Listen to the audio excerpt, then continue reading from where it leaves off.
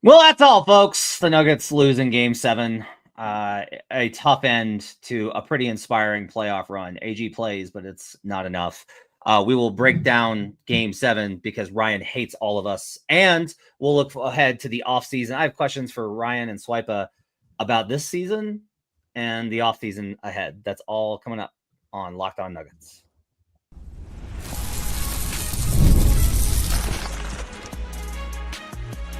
You are Locked On Nuggets, your daily Denver Nuggets podcast.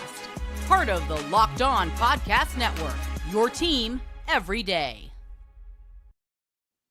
Welcome to Locked On Nuggets, your daily Denver Nuggets podcast, part of the Locked On Podcast Network, your team every day. Thanks for joining us and making us part of your day, being an everydayer, even on tough ones like this, as the Nuggets 2024-25 season comes to an end. We do appreciate each and every one of you that hang out with us Monday through Friday for our regular shows, our big picture shows, our post-game shows. We do a lot of content, and some of you consume all of it because you're sickos, and we love that about you. On today's show, we'll talk about the end of the Nuggets season. We will talk about, I have some questions specifically for Swipa and Ryan to kind of wrap up the end of the Nuggets season here on a three-man weave edition of Locked On Nuggets. We will also get into Game 7 versus the Oklahoma City Thunder because Ryan Blackburn hates you all and wants you to relive an extremely painful experience that I, for one, was ready to move on from. We'll do all that and more on today's show. Today's show is brought to you by Monarch Money. Take control of your finances with Monarch Money. Use code LOCKEDONNBA at monarchmoney.com for 50% off your first year. I'm Matt Moore. I'm joined by Ryan Blackburn. You can find him at Mile High Sports and on the Pickaxe and Roll podcast. I'm joined by Swipa. He's at SwipaCam, YouTube, post-game shows on every Nuggets game, all sorts of content, player's choice as well. Swipa, how you doing, man? Oh, these are the days that Twitter loves for me. So, these are always the great days as the loudest and proudest Denver native, apparently, maybe on the internet. So, great days for me. Yeah, Nikola Jokic did not have a 60-20-10 game, and the Nuggets lost, and therefore he is a clown fraud who should have never won any of his MVPs. And we have to redo absolutely everything about his entire career because people are dumb. All right, Ryan, take it away. Because, look, I did watch this game. I don't have a lot of takeaways. Yeah, they ran out of gas. I will say I've been trying to fight the good fight on Twitter for Nuggets fans. I'm not here to listen about how Alex Caruso solved Nikola Jokic. Do not do this. I've been asking Jokic about small guards defending him since 2019. This dude's seen it before. Caruso's nothing special on that end. A lot of really good defenders, given that whistle, are able to defend that way. You want to know how you counter it? You get other guys involved with their worst matchups because the bigs are guarding them, but the Nuggets were unable to do that. So despite the fact that I am oftentimes pleading for us to hold some sort of level of accountability for Jokic, even as amazing as he is, this is one instance in which I'm like, no, guys, no. This is on the other guys to punish those matchups. That is my one and only contribution to this conversation. Other than that is they ran out of gas. Ryan, what did you think? It's basically that. I just wanted to make sure that we covered the beginning of this thing and just make sure to close it out with an unfortunate game recap here. Yeah, Denver got off to a great start. The fact that Aaron Gordon was out there deserves a ton of credit. He's fighting through this, and it was just very impressive to watch him, despite the fact that he was limping up and down the floor doing what he needed to do. I thought that Christian Braun brought it in this game. I thought that he helped them start off in a really big way. He was built for the moment. And it's unfortunate that's going to kind of get lost in this thing. Nikola Jokic, I thought, started off pretty well. He was drawing a lot of fouls. I thought the way that they were guarding him, he was able to get some foul calls, but those foul calls definitely dried up a little bit in the second quarter and then into the second half. I thought that Murray and Porter really did not have a good game. I'm going to leave it there. And then I thought that Westbrook, Watson, and Strawther were certainly not ready for the Game 7 environment. It did not fare well in what was a pretty ugly bench performance for the Nuggets in a big moment. You could really see OKC's depth shining through, and they got some uplifting performances from their guys, including Alex Caruso, who was plus 40 in 26 minutes. That's a tough one. But look, Denver gave everything that they had. I don't have any qualms about the way that this season finished. And I think that's the way that they went out. It was a reasonable way for this thing to go, despite the fact that it hurts a lot. Swipe it. What'd you think? I think the players deserve a lot of credit. They battled through a lot. I think never in NBA history, literally, 3 games left in the season, you fire your head coach who won a championship for 10 years. You let go of your GM not to bring him back. You have a coach who won more playoff games. He's won 7 playoff games. It's twice as many as his career regular season record with 3. That's never happened. Crazy. You had your small forward go down with an injury in game 2. Played through that. Bruce AC joint that he averaged 9 points a game this whole playoff run, shot under 30% from 3 as the Nuggets' best off-ball shooter. Aaron Gordon had a terrific playoffs, and then literally at the end of game 6, last minute, strains his hamstring, and then he comes into game 7, he fights anyway, has 11 rebounds, leads the Nuggets in rebounding. They deserve credit. Christian Brown had a terrific first half. He looked like a man in the first half. Dunk on Chet Holmgren, was doing everything, hitting 3-pointers, was making OKC pay for overloading on Jokic. He looked like he took a player that took a step. That's a player you can win with. So the Nuggets give a lot of credit for what they did. I feel like this team, they took one of the best teams ever to 7 games and lost. So that deserves a lot of credit for it. But on the other end, definitely frustrated because I think they could have won this series. In some ways, I think they should have won the series, but that's me. I picked the Nuggets to win in 7. But overall, the things that I did say about this team going last for a year now have all came true over the course of this game 7. So it's unfortunate.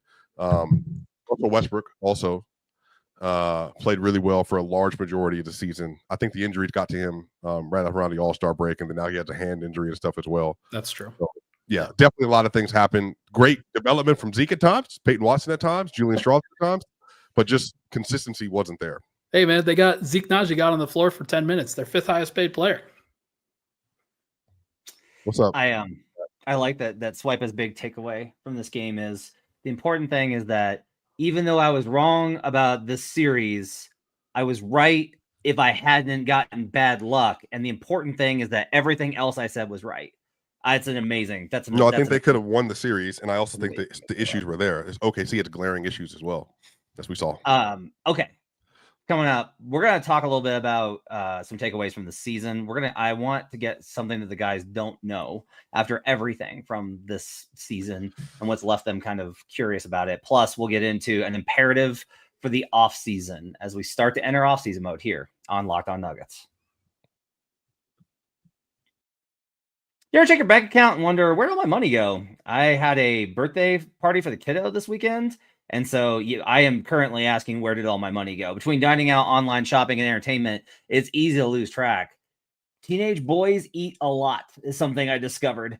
That's where Monarch Money comes in, your personal CFO, giving you full visibility and control over your finances. Monarch Money isn't just a budgeting app. It's a complete financial command center. You can track all your accounts, investments, and spending in one place. So you stop managing your money and start building wealth. Managing money with your partner is smoother than ever. You can track shared and personal accounts, set goals, and stay on the same page without the stress. Having a tool like that's going to actually reduce a lot of fights for you because you're both going to be able to agree on the facts. You're both going to be able to look at all the spending. You're both going to be able to look at where you want to get to and understand what each of you needs to do in order to get there. That stuff is really important when you're in a relationship that shares finances. Take control of your finances with Monarch Money. Use code LOCKEDONNBA at monarchmoney.com for 50% off your first year. That's monarchmoney.com, code LOCKEDONNBA for half off your first year. We'll be right back on Locked On Nuggets.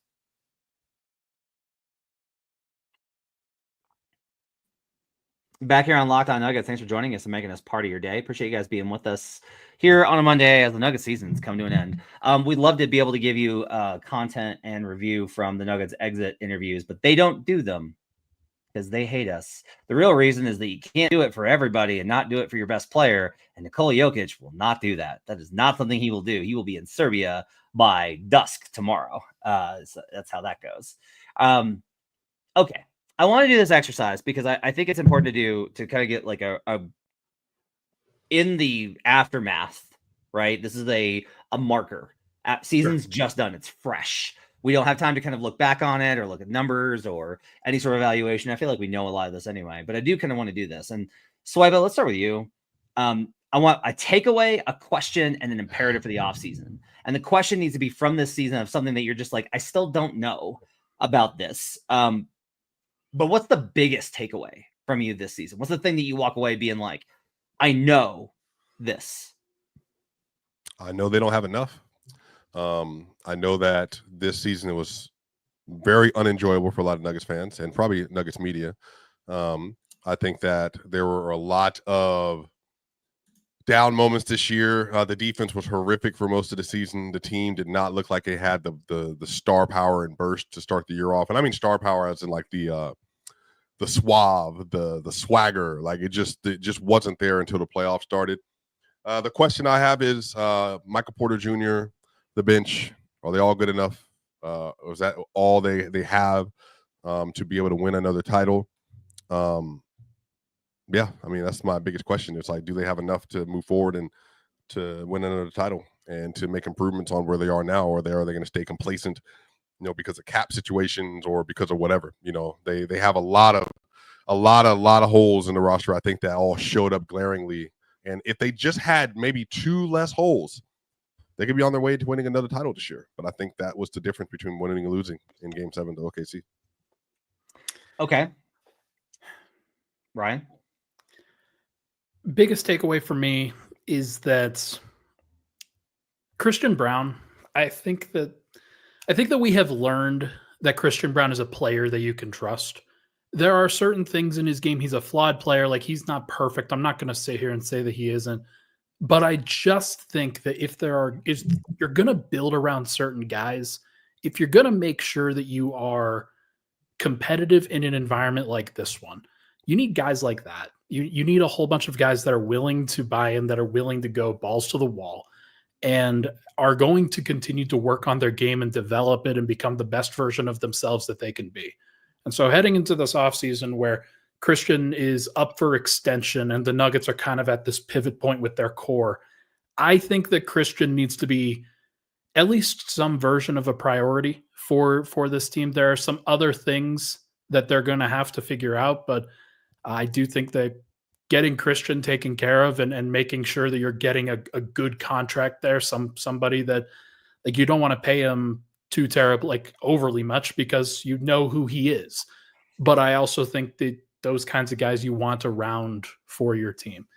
The question that I have is, what does that mean for the rest of the group? And what does that mean for a team that is pretty clearly unwilling to be into the second tax apron? That's an off-season question, sir. That's an off-season question. Okay, then I'll make that the imperative for the offseason. How the hell do you do that? What are you going to do? But then, so for the question is, what does Michael Porter Jr. do for this team that they really need?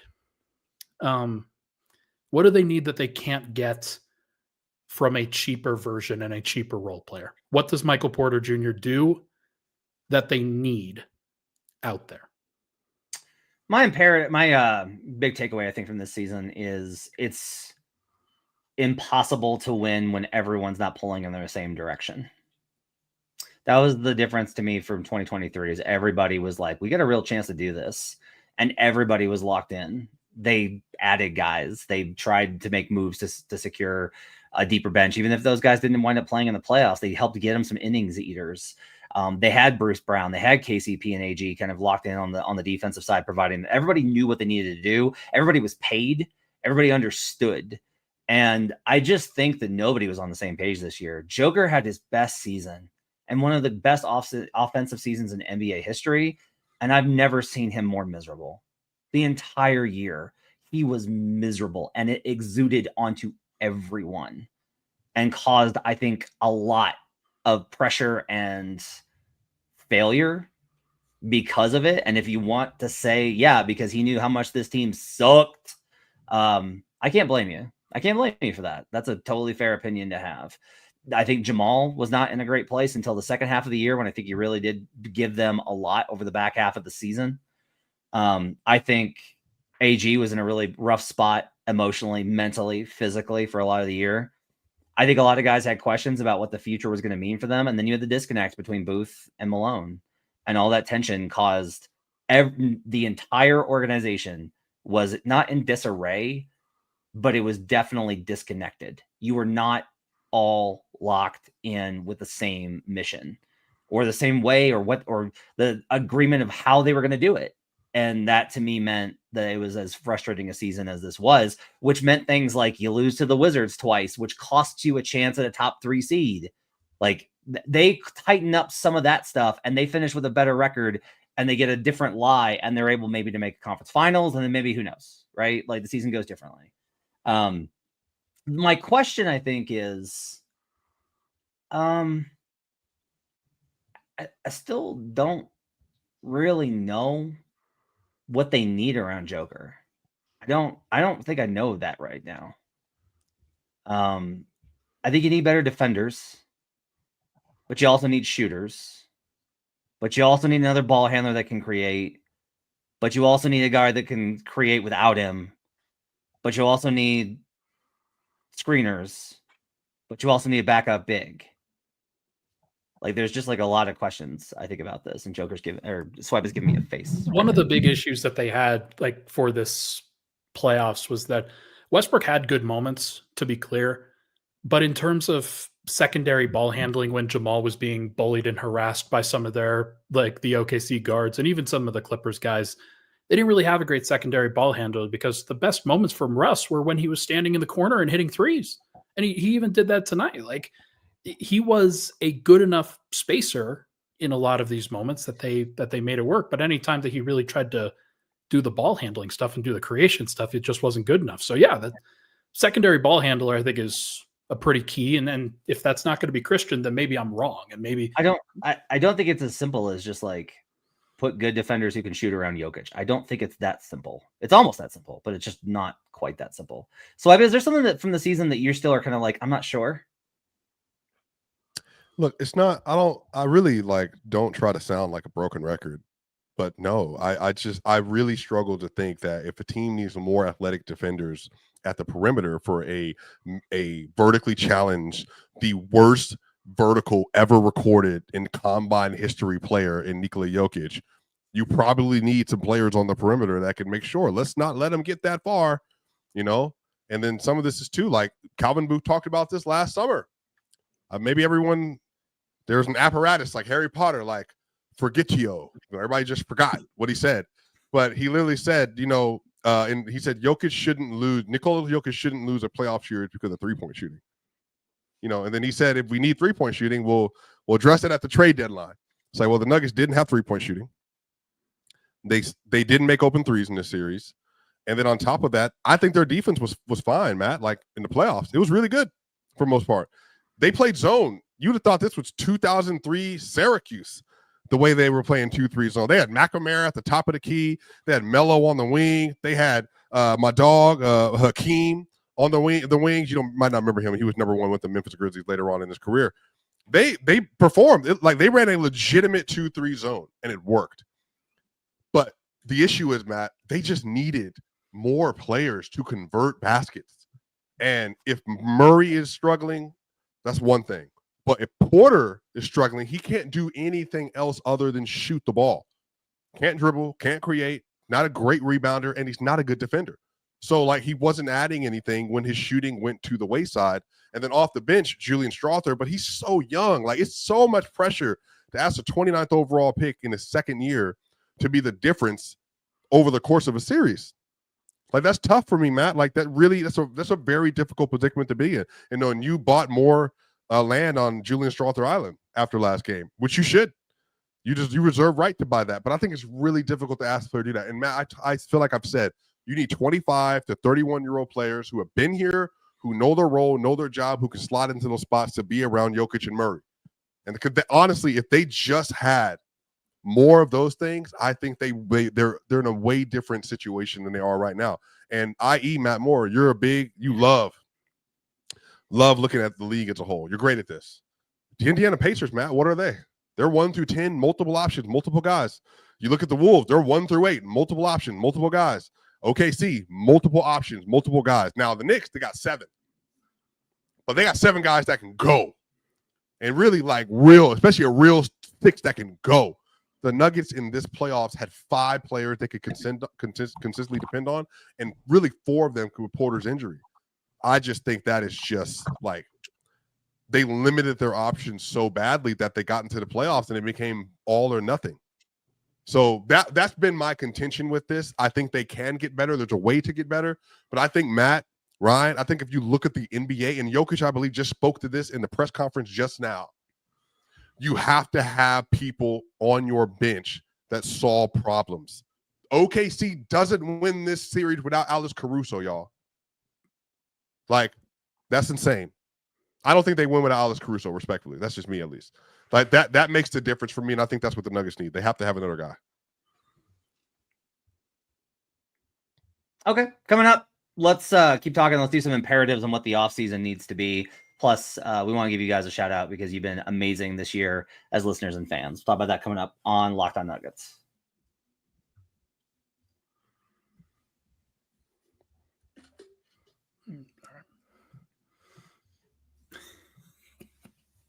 So I've been not paying attention. Welcome back to Locked On Nuggets. Thanks for joining us and making this party today. Appreciate you guys being with us. I have a question. Are you guys tired? I am one of the reasons I am like, it sucks that the Nuggets run is over and there's so many fans I feel bummed about. Not these two. These two can suffer, but most people I think I have empathy for.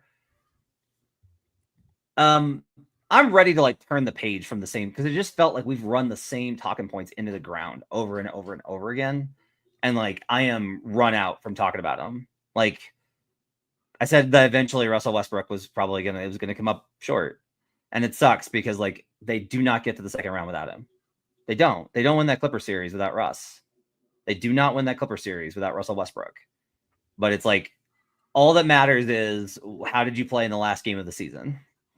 How did you play in the last, or in this case, like last series? Like, how did you play?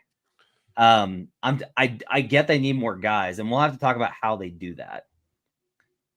I think the idea coming into the season was they would have Saric and Holmes and Russ and Strother and Peyton.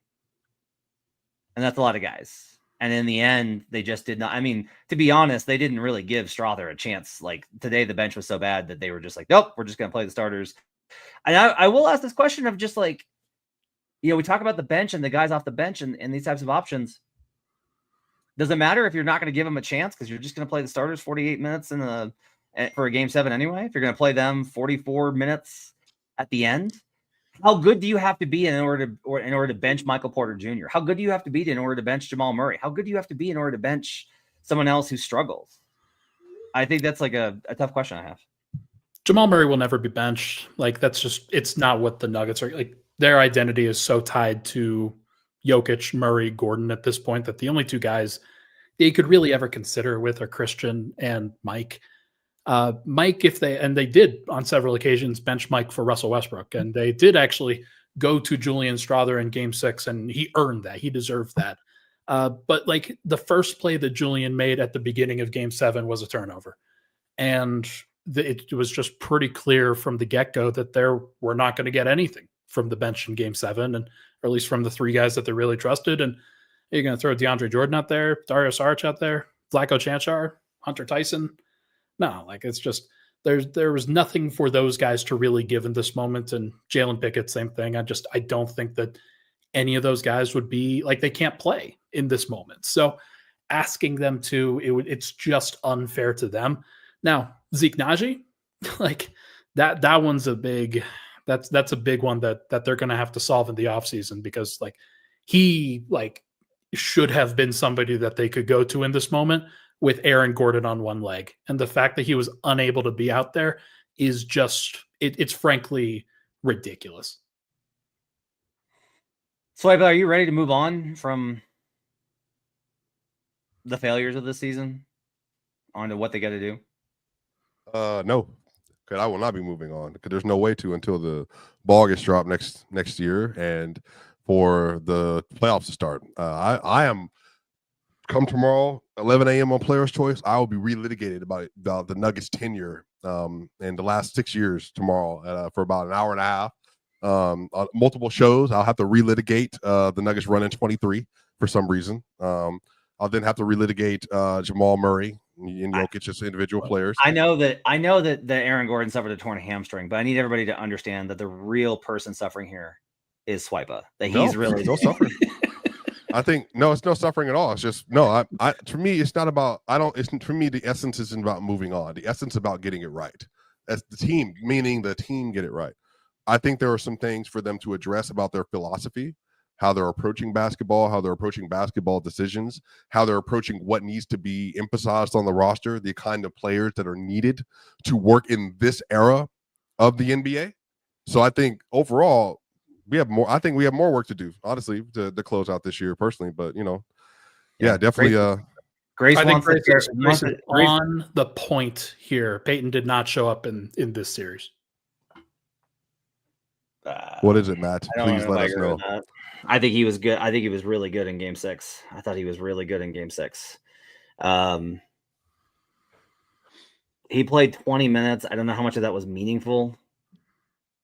I think the Peyton and Russ minutes were always really bad during the season. I think if Peyton starts today, his day looks a lot different. If Aaron's out and Peyton starts, his day looks a little bit different. I think Peyton's got better days ahead of him. I think he's got to go into next season with this is it. I think he came into last season with a little bit too much expectation, and it was a struggle. And so I think that Peyton and Deron Holmes are the two guys, I think, that from a young player perspective. I don't know if 2 timelines works. I just don't know if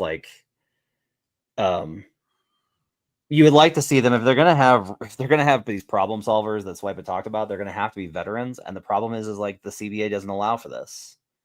You have to break up the core 4, and I know everybody's like, yeah, great, ship out MPJ. Okay, so you want to try and get back multiple contributory role players for where MPJ is, and I think that's going to be a challenge. And I don't know if it's I guess this is a question I have for you, Swipe. Should fans hold Denver to realistic expectations as a front office, or should they hold them to fair expectations for how good Jokic is? What is realistic, Matt Moore? That's such a interesting word to me. Like Alex Caruso for Josh Giddey, realistic? Like that kind of trade? I don't think Denver has a good asset that was good enough as Josh Giddey was. I mean, that's realistic for me is all in the eye of the beholder. I think teams make trades based on needs and fit. So I think, what do the Nuggets think they need? If the Nuggets feel like they need defenders and shooters, then they have to go about the business of acquiring those things regardless. And I think, Matt, wouldn't you say it's more like there are levels to it? Like that player, let's say it's like OG Anunoby. Well, you can't get OG Anunoby, but that's kind of what you need. There's a type that you need. So what's underneath that? Like, what can you actually afford via trade? What can you actually afford via free agency? You got the taxpayer MLE, Mr. Capman, Ryan Blackburn, that they'll be available to them possibly. Like, what players are out there that kind of fit that archetype? How can you sell them on having a role in Denver? I mean, that's just a part of doing the job to me. So, I don't think you have to think about they need to go get Giannis. That's for me is outside the realm of expectation. Yep. But there is a realm where we do need to get better defensemen, more shooters on the roster, and we can do that. We just have to go about doing it cheaply if that's the route we have to go. Yeah, so one of the problems that they were running into is that even if Denver was trying to do that, Josh Kroenke said we're not doing that this year. That was something that was laid out. They were not going to make trades. I will say he denies that assertion. I will say I stand by my reporting that my understanding is that the front office was got the impression that was not going to happen this year, 2 months before the deadline. Yeah, and so Denver wasn't going to make those kinds of moves to break up the core 4 and get more role players and do some of the things that we're talking about. And I think that now that we have seen this play out in this playoffs, what can be asserted, what can be really, I think, confirmed is that there are 2 guys that I think should be untouchable in Denver, and that is Nikola Jokic and Aaron Gordon. And among those 2, and I think that they're for entirely different reasons, of course. You're going to break up the core 4? There's 2 other guys that you can really talk about with that. One of them is Michael Porter Jr., who everybody I think would be willing to say goodbye to, especially after these playoffs. And the other is Jamal Murray, who I don't know if I'm willing to say goodbye to, but you may have to in order to get better. And it's something that I talked about last year when I talked about trading Michael Porter Jr. And there was not a lot of, I think, healthy conversation about that last year, and everybody wanted to give it some time. But it's unfortunate that Denver's now at this place where you have to get worse or trade the core that kind of got you to this point in order to potentially get better. But all of those things now have to be on the table for them because they have zero assets. There are no ways for them to get better organically. There's a lot of comments about Jamal and being ready to move on from him. And I'll just say, like, look, if you move on from Jamal and you do not replace what he does, you will miss it. You will be back here being like, hey, we've got this really great bench and there's all these versatile players and we've got these shooters and nobody can create a shot except Joker. Yeah, I'm not really on the Jamal train with that. Like, 22, 5-5, like, 44, 35, 88 splits, not great. But granted, who he played against, though, to the point we talked about for the series, Matt, I'm not completely unhappy with it. And I think Jamal has some really important spots in this series in particular. But yeah, for me, Jokic, Gordon, and Brown, or Jokic, Gordon, and Murray, that's like, for me, like, I'm good with rolling into next year with that. I mean, I just think that, like, you can't be stuck. For me, Matt, personally, you can't be stuck saying that, like, we're just like, we're gonna like just try to work around the margins and just work from there. I'm saying those are the three players I think are the pillars of the franchise right now. And I think all of them showed in this playoff run that, like, when they're good, even at their floor and at their ceiling, like, oh my God, they can beat anybody. But I think getting the right pieces around those players is the actual question. Can I address this real quick? Get DeAndre Hunter and Max Strus. Why would Cleveland do that? Why in the I assume this is for Michael Porter Jr. What it's that type of season, Ryan. Get ready for these questions for the next 3 months, buddy. What in the world are they doing that? By the way, yeah, Max Strus, like 0 points, 0 of 9 in a clutch closeout game for Cleveland, by the way. And you shouldn't be judged on that either, though. This is my thing, I think, with today, too, is like, I think Ryan's going to do this a little bit more than I am, and that's okay. We can just disagree. I personally am never going to be like, well, you know how he was and that you can't be like that in a game 7. I'm like, you had a bad game. Like, it's about how you were over the course of the series, the season, the playoffs, and like what the net balance is about that. I think for me, Swipa, and it's okay. I think it is right for a fan to be like, I don't care, figure it out. Trade MPJ for multiple good role players. With where I'm at with covering the league and the people that I talk to, I'm just kind of like, I don't think that is a realistic expectation. I don't know how you do this. I don't know. You can attach to 2031, and I don't know how far that gets you. They are going to have to, I will say this, like, the Cronkies need to be willing this summer to be like, we're going to, like, they pick up the player option. They need to be willing to, or to structure a buyout. Like, they just need to pay out Dario Saric, and he's gone. What about Russ? Like, that one, I don't player know. option as well. I don't know. Like, I've thought about this today about if you have Bruce Brown and Russell Westbrook as your backcourt, as your backup backcourt, along with Julian Strawther as a potential third. Ryan's shaking his head no. I mean, Ryan, I will tell you this. I could have asked Ryan a year ago, in 2025, are you going to want Russ back? And the answer was going to be no. So it's not that. It's just that, like, Russ and Bruce kind of fit that same having role, two and I just slashers think off they're the going to be bench. stepping on each other's toes. I mean, the ideas you bring is that Julian gets better and Jamal staggers. That's like the idea, because I don't see any way that Joker's going to stagger next year. So it's like, okay, does Jamal and Bruce better? Are 3-guard lineups better? Those kind of options. I don't know. Is that better than just buying him out? I don't know. That one, I don't know. I understand if you don't ever want to see Russell Westbrook play another game for this franchise again. I understand it. I think the way that he played in that Clipper series was awesome, and I loved him having that moment. I think I understand. I'm never going to blame anybody for not wanting to be part of the Russell Westbrook experience at this point. Like, I get it. It's nails on chalkboard. It's almost like too far, because I do think that he provided a lot of value, and it's just sometimes it's hard to to evaluate him sometimes because it is just so volatile. You just don't know what you're going to get. And it kind of having that mystery box makes things so difficult to evaluate and keep in perspective at times. Like, are you willing? I want to ask this question. Are you willing to get a worse player for MPJ? What is a worse player?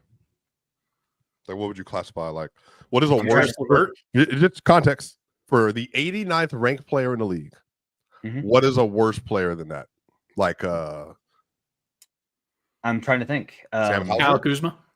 Let's do an archetype instead of a specific player. Okay, a 35% 3-point shooter, good, not great defender, good, mistake prone, and not necessarily available all the time.